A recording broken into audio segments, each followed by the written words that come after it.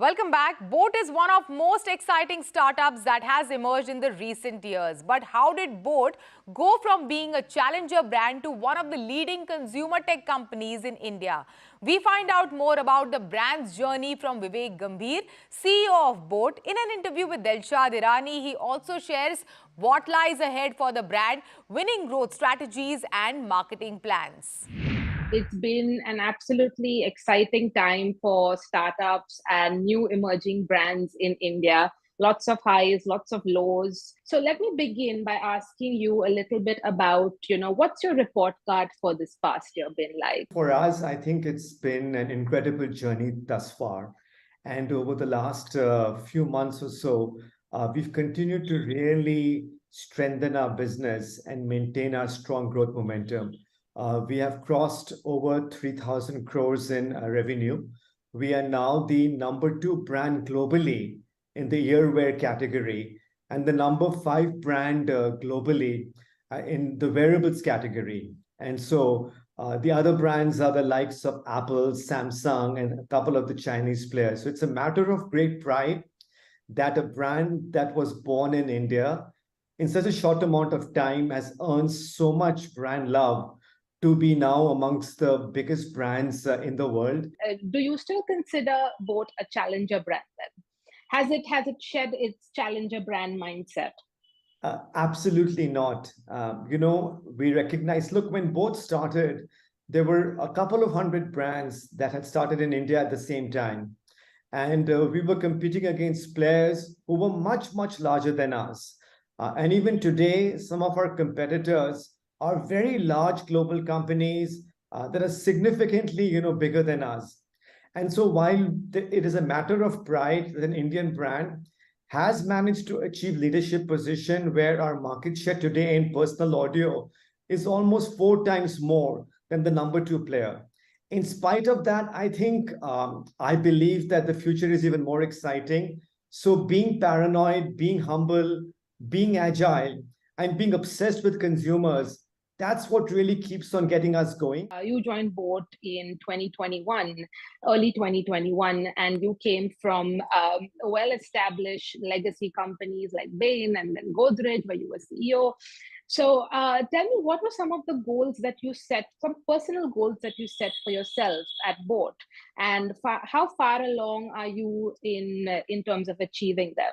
My mandate with Aman and Samir, it was about adding muscle to the hustle, as we called it.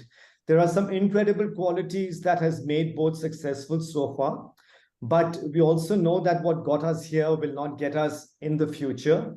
So being able to preserve the legacy, preserve the values, and shape the culture, enter new categories, think of bigger dreams, scaling up the company, I think essentially that's been my mission. But the idea is to work very closely with both the co-founders who are still very involved in the business. And I think what we keep on saying is there a way for 1 + 1 + 1 to really make this a much, much more bigger entity? We call ourselves the 3 idiots, and so, but the idea is to work together with them very closely to really now make boAt a truly admired global company. So the company recently announced that it was withdrawing its IPO plans, and you raised about $60 million recently. So let's talk a little bit about that. Where will these new funds go? What will it go towards sort of building for boAt?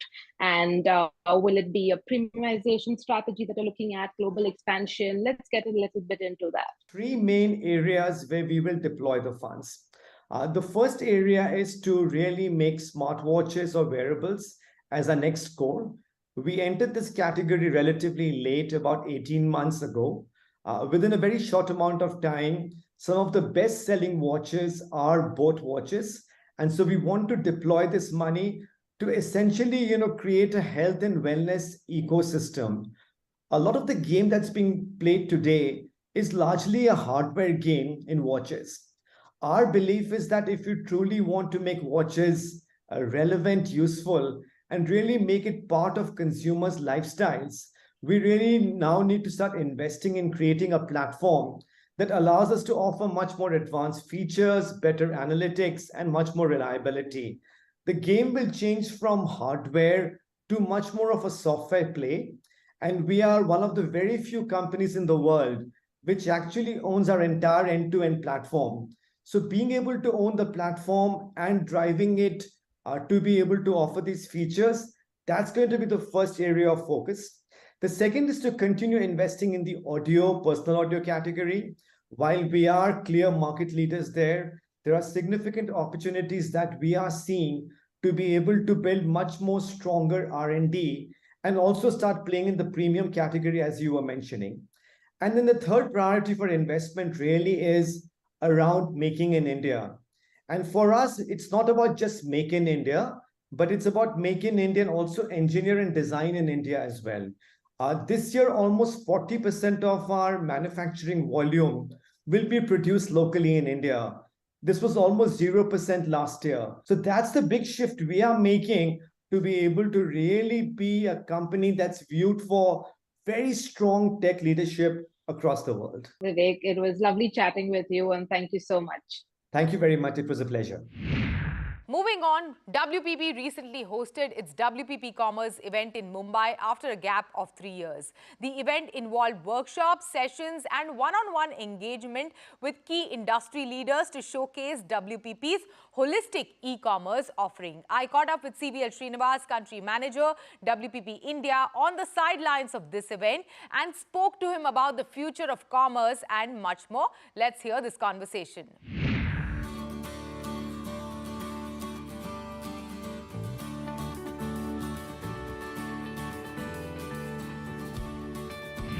CVL, welcome to Storyboard again. It's so good to catch up with you in person after a long time. Thank you. Thanks for having me, Shivani. I know one of the biggest concerns for brands and organizations these days is how to, connect that whole process from discovery to try on to the actual purchase.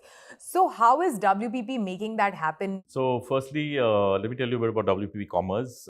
We have a bunch of workshops in all the emerging areas around e-com. We're talking about some new stuff around customer experience. We're talking about analytics and predictive analytics and how that's coming into e-com. We're talking about ONDC, of course, since we're here in India, and other such topics. We also have an experience zone that we're setting up. And in all, we're expecting close to 300 people today, lots of our clients, partners, and of course, people from across WPP. So that's as far as the event is concerned. To address the second part of your question, I think in the last 2 or 3 years, e-com has obviously been on steroids because of the pandemic and digital penetration in the country and so on. In WPP in India, over the years, we have been building expertise in e-com, but I would say pre-pandemic, it was more focused on the tech side of e-com. We have a massive global COE in Noida, near Delhi, where we have a lot of tech experts sitting and building apps and websites for some of the biggest clients globally. We run that under Wunderman Thompson Commerce, and that existed pretty much pre-pandemic, and of course that scaled up quite a bit. But what we've done in the last, I would say 2-3 years is invested in all the other bits of e-com, be it customer experience, be it on the content side. Of course, Group M is doing a terrific job on the media side, and also getting in a lot of analytics, measurement, etc. So today, actually, if you look at it as WPP in India, we have an end-to-end e-com service, pretty much offering everything from advisory to measurement, by getting people across our different agencies to kind of work together for clients. And in the last few years, again, we've seen quite a few assignments come our way by taking this approach of just getting the best of WPP together. And what are the kind of solutions that clients are looking for? How do you actually get technology that kind of works? Today, we're kind of moving towards real-time commerce, right? Today, we're moving towards social commerce. We're moving towards voice search. We're moving towards a lot of visual kind of stimuli on e-com platforms. So how do you kind of keep pace and ensure that you're able to kind of deliver that in obviously a very optimized kind of a way? And then there's this whole bit about the experience, or the front end of e-com, what you and I kind of interact with. So how do you kind of ensure that you build a seamless experience, and especially in a market like India, across online and offline. and therefore kind of deliver that. And then, like I spoke about analytics and especially predictive analytics, that was a big learning through the pandemic, right? Supply chains got disrupted, demand in many categories suddenly peaked and then kind of fell. All kinds of things happened. So how do you get a lot more of analytics and prediction into your e-com strategy? Is of course the other piece. So I think that's what I think we're striving to deliver, and that's what really clients are asking for. Okay, and what according to WPP is going to be the future of commerce in the country?